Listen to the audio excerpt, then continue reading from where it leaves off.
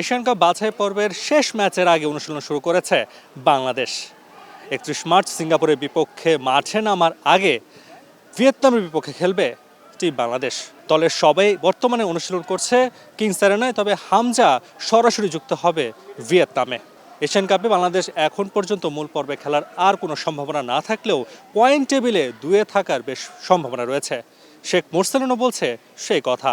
আশা করছি আমরা একটা গুড অপরচুনিটি আছে আমাদের এই কোয়ালিফায়ার রাউন্ডটা আমরা সেকেন্ড হয়েও আমরা শেষ করতে পারি, একটা গুড অপরচুনিটি আমাদের জন্য।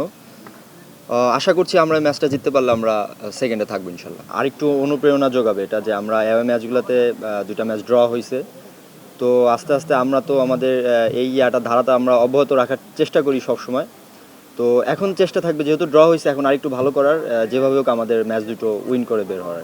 ৩১ মার্চ জয়ের জন্যই মাঠে নামবে বাংলাদেশ, তবে সেটা খুব একটা সহজ হবে না বলছে দলের আরেক ফুটবলার। তবু আশা রাখছে টিম বাংলাদেশ জয় দিয়ে শেষ করতে চায় এবারের এশিয়া কাপ বাছাই পর্বের মিশন।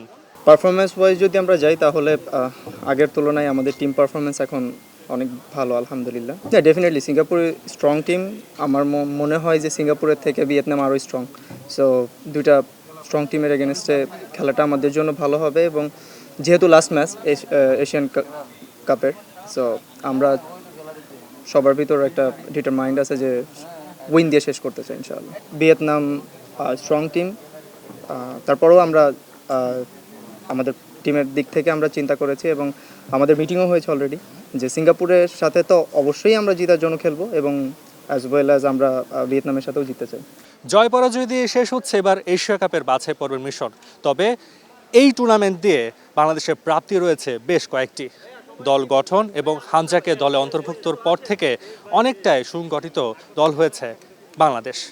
তবে প্রত্যাশা আগামী বছর অনেকটাই ঘুরে দাঁড়াতে পারবে হামজারা। তাসওয়ান নাফি, ওয়ান স্পোর্টস, ঢাকা।